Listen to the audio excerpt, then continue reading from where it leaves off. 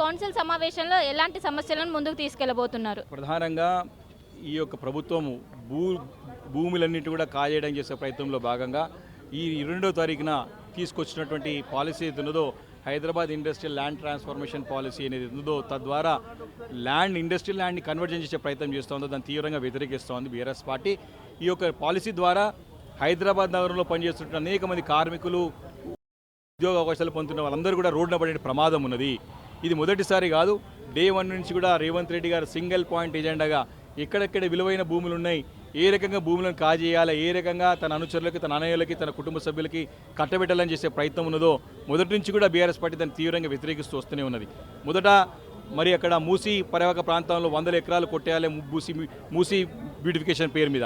రెండోది ఎల్ఎన్టీకి సంబంధించిన మెట్రో భూములు ఏవైతున్నాయో వాటిని కాజేయడానికి ప్రయత్నం చేసి సిఎఫ్ఐని కూడా బెదిరించిన సందర్భం చూసినాం. మూడోది కంచే గచ్చిబౌలి స్థలాలు అయితే యూనివర్సిటీ పక్కన ఉన్నాయో వాటిని కూడా 10,000 కోట్ల రూపాయలు కూడా తాకట్టు పెట్టి డబ్బులు తెచ్చుకున్న సంగతి చూసాం.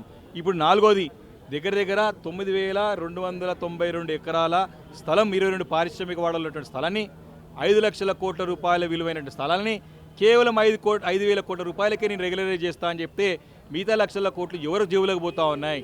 పెద్ద ఎత్తున వారు అగ్రిమెంట్లు చేసుకొని పెద్ద ఎత్తున ఈరోజు ఇన్సైడ్ ట్రేడింగ్ చేసుకొని స్థలాలను చేసే ప్రయత్నం ముఖ్యమంత్రి గారు చేస్తున్నారు. వారి అనయాలకు అప్పయ్యడానికి ప్రయత్నం చేస్తున్నారు. కాబట్టి దీన్ని ఖచ్చితంగా బీఆర్ఎస్ పార్టీ తరఫున పోరాటం చేయడానికి సిద్ధంగా ఉన్నాం.